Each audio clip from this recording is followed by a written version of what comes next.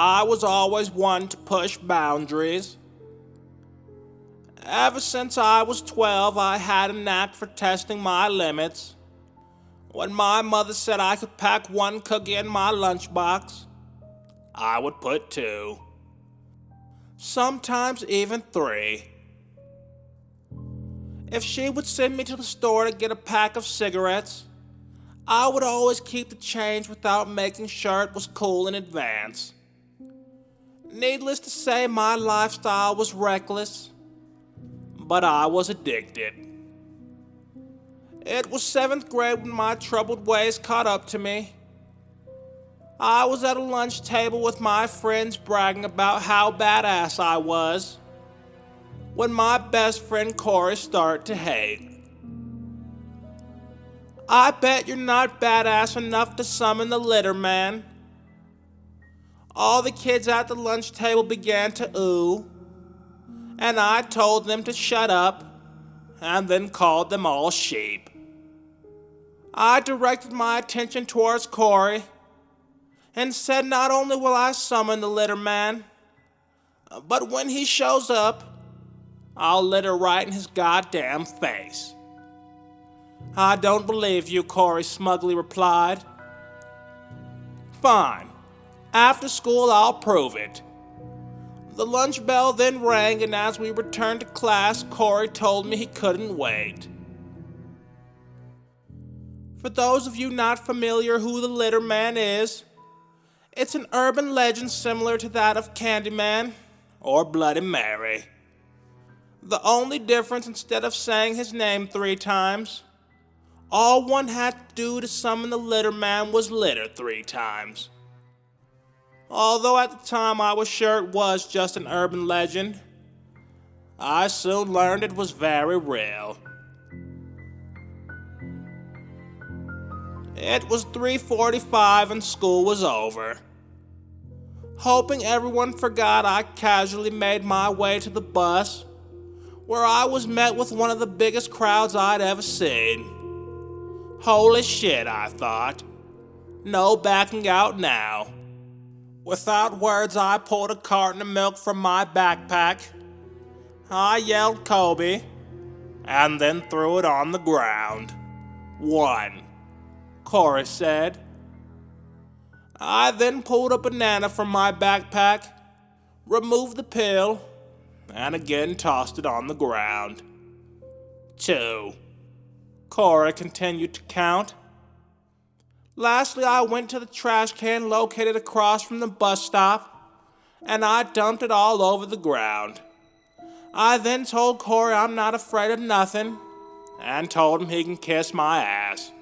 Before Corey could reply, the ground began to terribly shake. Fire hydrants all over began to burst and shoot water into the sky, and the ground beneath our feet began to separate. Kids left and right started to lose balance and sadly fall to their deaths below. Jesus Christ, Corey said, while he and 4 of my friends tried to flee. Tragically, when they did, a telephone pole came crashing down on top of them, killing them all instantly. Corey, I cried out. Corey is dead, a mysterious voice said. And you're next, Negro. I turned around to find myself face to face with the litter man, and he surprisingly looked nothing like I expected at all. He was 5'6", maybe 5'7", Hispanic, and he was wearing clothing similar to that of a gas station janitor. You're the litter man, I said, confused. What did you expect? Captain Planet? He chimed back. Not really. I just thought you'd look more like a monster, or at least a little bit cool. Oh, really? Litter man said. I'll show you a little bit cool. Litter man's hands then ignited in flames as he began to hurl fireballs at what remained of my friends. After the demonstration of badassery, I looked around to annoyingly find some of the kids were still alive. God damn it.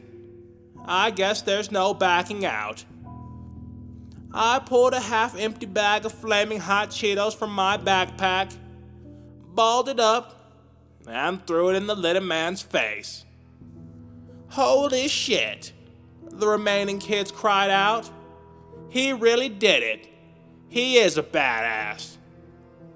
Little man, annoyed, asked me what the fuck was my problem. He then grabbed me by the shirt and raised his fist in anger. Just as it ignited, and he was about to murder me, 4 cops arrived on the scene and sent a barrage of bullets directly into Little Man's torso. His lifeless body came crashing down on top of me, and then he faded away. "Are you all right, kid?" one of the policemen said. "I am now. Thank you, officer." "No problem at all. Why don't you head on home and make sure your parents know you're all right, and we'll get this place cleaned up." I got up, dusted my shirt off, and ran home. My mother and father were waiting for me on the porch.